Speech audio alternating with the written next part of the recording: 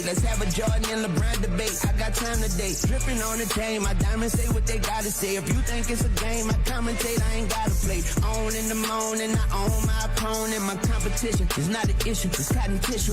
Unconventional, controversial, convoluted, unconditional, undeterred and undisputed. Good morning.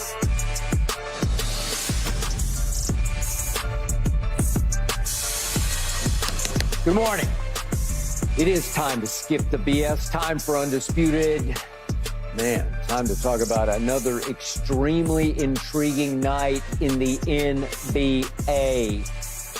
We will get to LeBron's minutes issue and Jalen Green's superstar potential and the Suns' fourth quarter woes and the Sixers' chances with Embiid returning soon. We'll get to all that very soon, and Rachel Nichols will join us in just a few minutes. But first up, good morning to Keyshawn Johnson. Good morning, buddy. How you doing? How are you, sir? I'm good. All right. So Keyshawn and I are about to discuss Keyshawn's friend. Can I call him a friend of yours, Draymond Green? Absolutely. Okay. All right. He was at it again last night in Orlando, as you probably know by now. Draymond got ejected for a career-high fourth time this season, a little more than 3 minutes into that game, after he got into it with referee Ray Acosta and would not back off. Tech, gone. Clearly, Steph Curry was not happy about Draymond getting himself tossed, considering Jonathan Kuminga already was out on this back-to-back. They had been in Miami, of course, the night before. So late in the game, after Steph hit a big three to seal it at Orlando, as he left the game, he kicked 3 chairs in frustration. This is what Steph had to say after the game. We need him. He knows that. We all know that. So whatever it takes to keep him on the floor, and be available, that's what's got to happen, especially at this point in the year. So tough way to start the game, but I am extremely proud of every single person that stepped foot on the floor tonight and responded the way that they did. We know how important the season is, or this part of the season is, and our ability to get into a rhythm and secure a playing opportunity and give ourselves a shot. We don't want to have self-inflicted wounds when it comes to that. And we all care. We all are passionate about the game and our chances to have something to play for down the stretch. So give everything you got to this game, and that's the emotion. Ooh.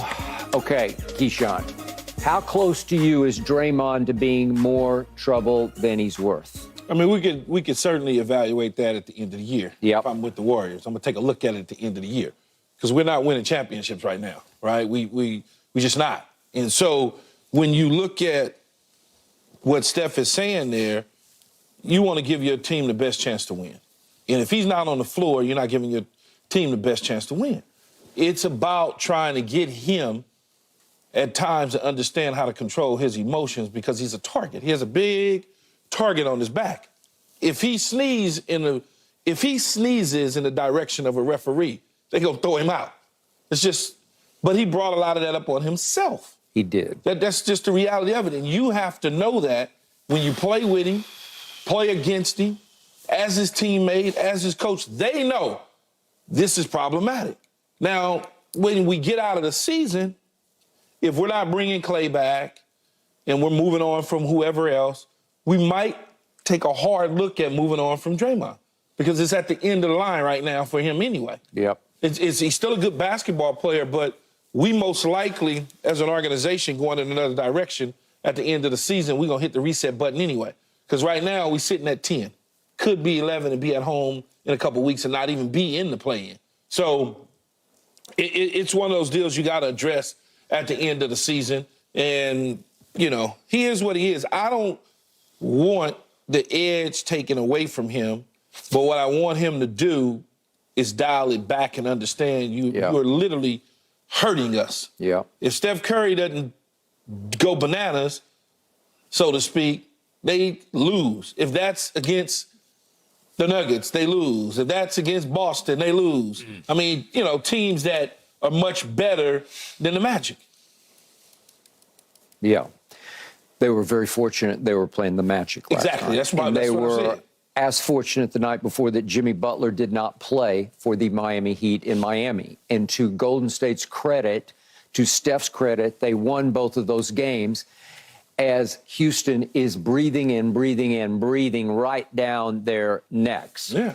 So I'll be the first to admit, I get tired of talking about Draymond because this just keeps happening again and again and again. And I'm going to give you this up front. I'm going to preface everything I'm about to say with the fact you know him.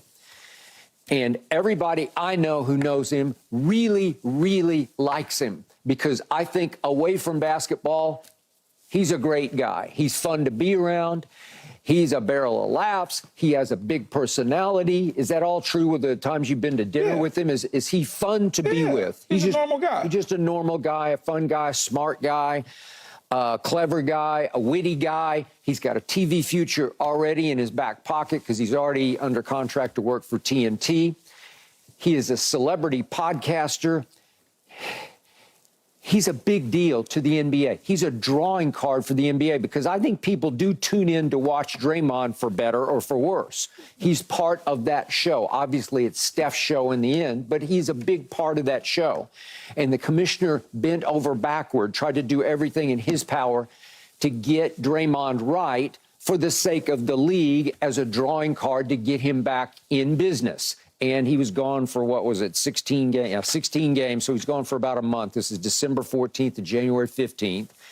Well, that's because he put his hands on somebody. That's a totally different He put lots of hands on lots of people. Yeah. He choked and pulled Rudy Gobert, and then he did some spinning MMA kick on Nurkic in the corner. I don't even know what that was. But the point is, Draymond has had a long, long history of cheap shots in this league. Yeah. You can make a case that he is the dirtiest player who ever played in the NBA, but he's a lovable, likable villain. He's a beloved villain off the floor. So it sort of mitigates his circumstances. It sort of eases the blows when you try to evaluate, well, who exactly is Draymond? Because everybody wants to like Draymond. He's not the classic villain where everybody despises Draymond, because I don't think anybody really despises him. I don't even get the sense that players on other teams despise him after I can show you like reams of tape of cheap shot after cheap shot where you say, where did that come from? Literal low blows on LeBron, obviously, in the NBA Finals. We can go on and on. Literal low blows on Steven Adams, kicks in the groin. We could go on and on and on. But supposedly he underwent some sort of anger management training. Usually when it's only a month, it's not going to really stick or take hold.